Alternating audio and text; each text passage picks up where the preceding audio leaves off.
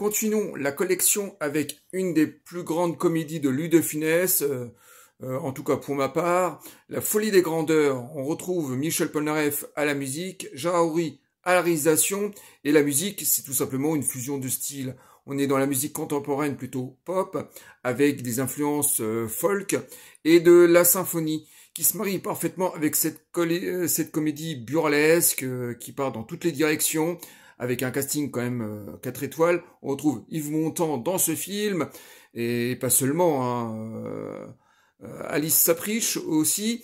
Et puis cette édition, donc ce CD, est sorti il y a déjà à peu près 25 ans, au début des années 2000.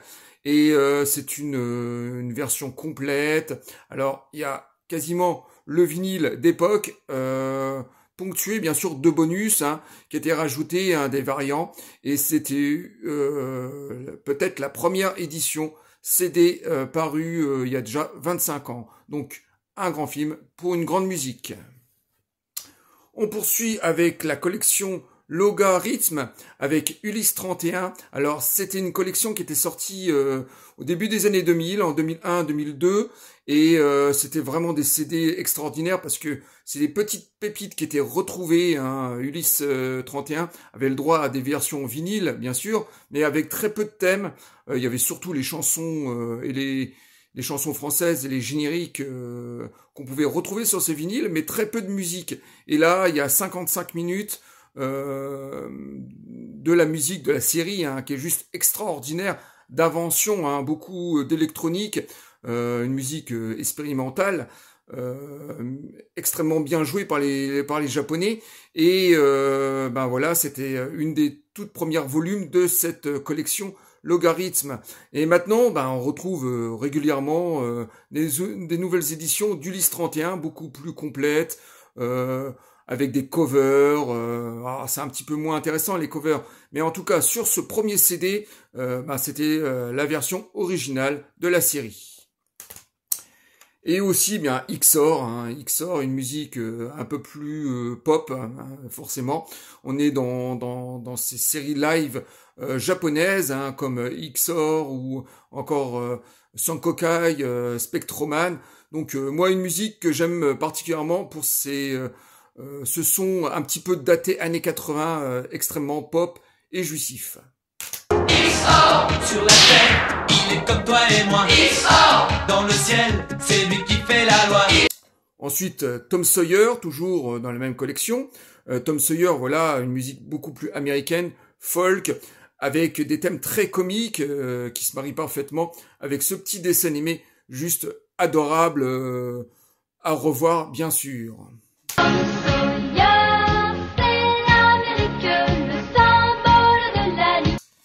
Ensuite, Albator 84, alors là c'est vraiment une perle d'écriture au niveau de la musique, alors c'est très symphonique, il y a un petit peu d'électronique, mais tous les thèmes c'est un vrai joyau, hein, je peux pas vous en dire plus, il faut vraiment l'écouter pour comprendre.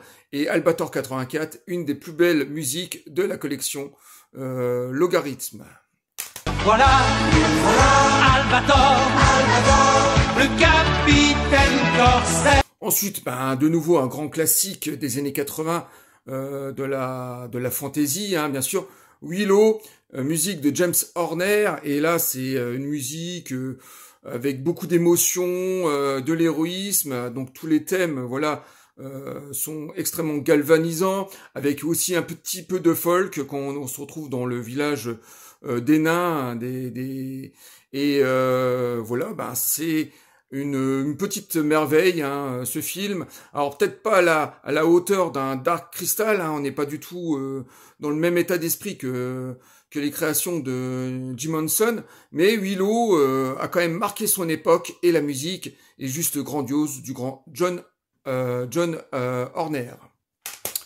Ensuite, une compilation des Pays de l'Est, de l'Orchestre Philharmonique des Pays de l'Est, avec ce best-of Stephen King. Alors tout n'est pas réussi, il y a des grands medleys d'un quart d'heure, par exemple sur Les Enfants du Maïs, sur Missouri ou encore Running Man, et des thèmes beaucoup plus courts sur les Christine et autres Channing, par exemple.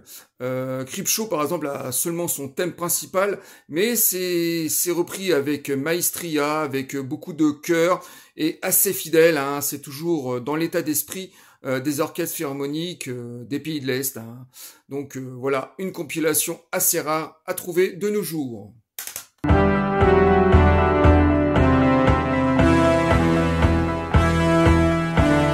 Ensuite, un petit mystère dans ma collection, j'ai gardé la BO du premier Godzilla américain de Roland Emmerich. Alors c'est seulement qu'une compilation de chansons pop. Très peu de musique du film.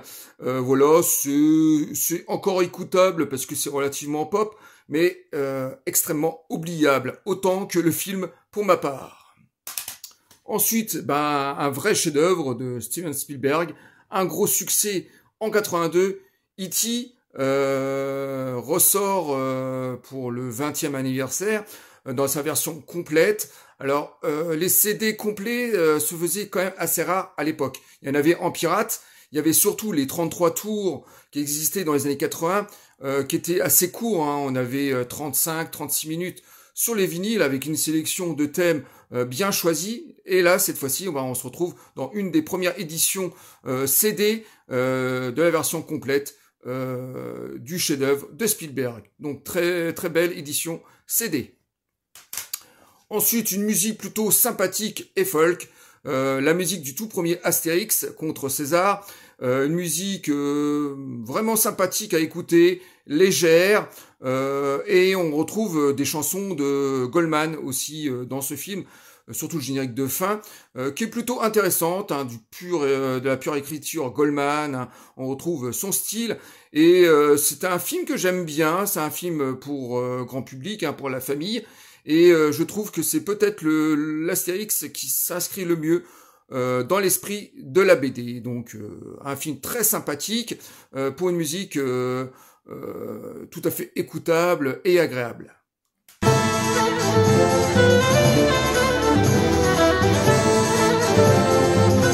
Ensuite, peut-être un des derniers grands films de Tim Burton, Charlie et la chocolaterie, musique de Danny Elfman, et là on est totalement dans la pop, hein. C'est peut-être pas forcément sa meilleure musique, hein, on va pas se mentir, mais c'est relativement intéressant et pop et coloré pour que ça soit intéressant. Donc Charlie et la chocolaterie, un film tout à fait réussi et une musique agréable à écouter.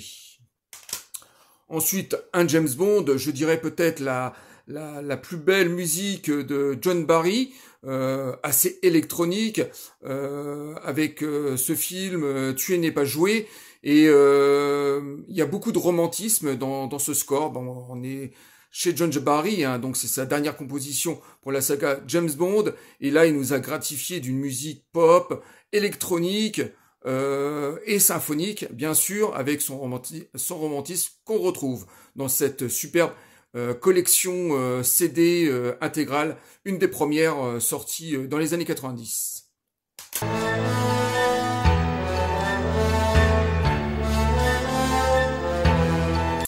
Ensuite, l'histoire sans fin, voilà, ça c'est un petit chef-d'œuvre de maestria, de poésie, de fantastique. On se prête à rêver en regardant ce grand film qui est l'histoire sans fin. Et la musique, voilà, c'est composé par deux compositeurs, Giorgio Moroder et puis Klaus Dininger, je crois. Et Dininger, voilà, c'est un compositeur qui a fait beaucoup de films allemands, hein, d'ailleurs. C'est un fidèle du réalisateur, et on le retrouve dans cette musique. Voilà, c'est de la maestria, il y a beaucoup d'originalité, on retrouve ce style européen qui est pas forcément le style américain. C'est pour ça d'ailleurs qu'on a rajouté Giorgio Moroder, parce que les Américains qui produisent le film voulaient un style plus américanisé, je dirais, donc un peu plus pop. Donc c'est un mélange de ces deux compositeurs qui se marient parfaitement quand on regarde le film dans cette édition japonaise, une des premières qui était sortie dans les années 80. Et puis pour finir, on va finir par ce concerto du compositeur Jean-Claude Petit. Alors Jean-Claude Petit est un compositeur assez classique. Il nous concocte toujours des scores assez symphoniques, assez enjoués. Et là, ben, c'est un concerto qui va de Cyrano à Jean de Florette, en passant par Le Zèbre, une comédie. Voilà, donc c'est un concerto magnifique qui était donné au Théâtre de Paris et avec des grands medleys, donc un grand medley de Jean de Florette et de Manon des Sources et de Cyrano. C'est surtout ces deux films-là qui ressortent le plus sur ce concerto et le reste, ben, c'est seulement deux petits thèmes de chacun des films. Donc voilà, un concerto très agréable à écouter si vous aimez bien sûr le compositeur Jean-Claude Petit, qui est pas forcément un compositeur extrêmement connu, comparé bien sûr à d'autres compositeurs extrêmement célèbres.